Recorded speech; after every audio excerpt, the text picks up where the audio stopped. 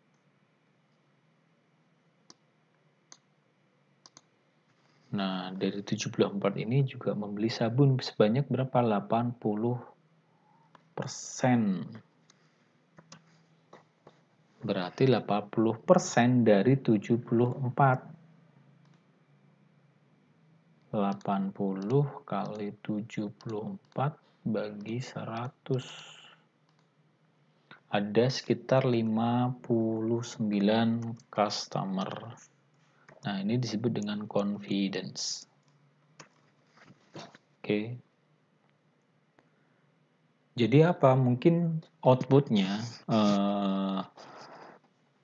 insight-nya, kalau kalian jadi seorang manajer toko, kalian bisa meletakkan kopi dan aqua, kemudian sampingnya mungkin bisa sabun atau di bawahnya atau di atasnya, di tata letak raknya. Atau bisa juga kalian bisa kasih diskon nih. Contoh, orang yang beli kopi dan aqua dapat diskon sekitar 20% atau 50% untuk beli sabun gitu kan. Nah, itu akan meningkatkan penjualan. Karena kita ketahui orang-orang yang beli kopi dan aqua ternyata juga beli sabun. Atau juga bisa kalian balikin tuh. Oh, ternyata orang yang beli kopi dan aqua itu yang beli sabun dan juga beli sabun itu udah banyak. Mungkin saya nggak perlu pakai diskon yang ini, saya perlu pakai diskon yang lain untuk produk yang lain, mungkin gula, mungkin popok, mungkin yang lainnya yang mungkin dapat meningkatkan penjualan seperti itu. Saya kasih contoh lagi, yang satu itu ya. Nah, contoh yang aqua nih, nomor 19. Ternyata saya pengen melihat orang yang beli aqua itu juga beli apa aja sih gitu kan, yang paling tinggi gitu kan. Ternyata saya pengen memilih supportnya itu aqua. Ternyata dari 149 terdapat 59% orang yang beli aqua. Oke. Itu dinamakan dengan support. Dari 59% orang yang beli aqua, ternyata terdapat 85% yang beli sabun. Kalau kita hitung di sini, ini 149 customer, berarti kita aqua ya. Aqua, ternyata ada sekitar berapa? 59 kita anggap 60%. Oh, enggak, kita anggap 59 ya. 59% biar sama nih, 59%. Itu ada berapa sih gitu kan? Kita hitung 149 kali 60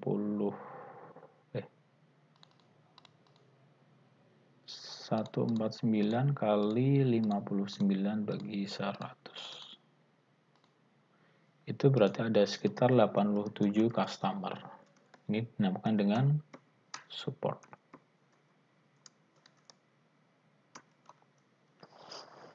Nah, dari 80 customer tadi ternyata mereka sebanyak 85% membeli sabun. Sebanyak 85% membeli sabun. Berarti confidence-nya sabun terdapat 85% dari 87 customer, yaitu ada berapa berarti? Ada sekitar 87 kali 85 bagi 100. Ada sekitar 74 ya. Kita genapkan ada 74 customer ternyata yang membeli sabun. Ini dinamakan dengan confidence. Tuh cara gitu. Dari sini kalian bisa bikin strategi kalau seandainya kalian seorang owner perusahaan, bikin strategi ternyata orang yang beli aqua juga beli sabun nih, bisa tata letaknya, bisa dikasih promosi dan sebagainya untuk meningkatkan penjualan dan sebagainya. Banyak yang orang menggunakan teknik seperti ini untuk meningkatkan penjualan. Oke, itu adalah salah satu contoh untuk association rule. Oke, terima kasih. Mungkin itu aja dari saya untuk penjelasan asosiasi ya. Itu di asosiasi juga bisa buat untuk rekomendasi dari marketplace kayak di Amazon contohnya ada rekomendasi buku. Kalau seandainya kalian lihat di Shopee, kalian lihat di marketplace lainnya itu pasti kalau kalian nyari sepatu, contoh di bawahnya ada rekomendasi sepatu-sepatu yang lain. Nah, biasanya mereka pakai asosiasi juga nih, algoritma asosiasi yang mungkin lebih kompleks dan sebagainya untuk memberikan suatu rekomendasi yang akurat, yang mungkin kita lebih sukai, yang mungkin bakal kita juga beli seperti itu. Nah, oke. Terima kasih atas perhatiannya. Silakan diperhatikan. Saya tutup untuk penjelasan kali ini. Wassalamualaikum warahmatullahi wabarakatuh.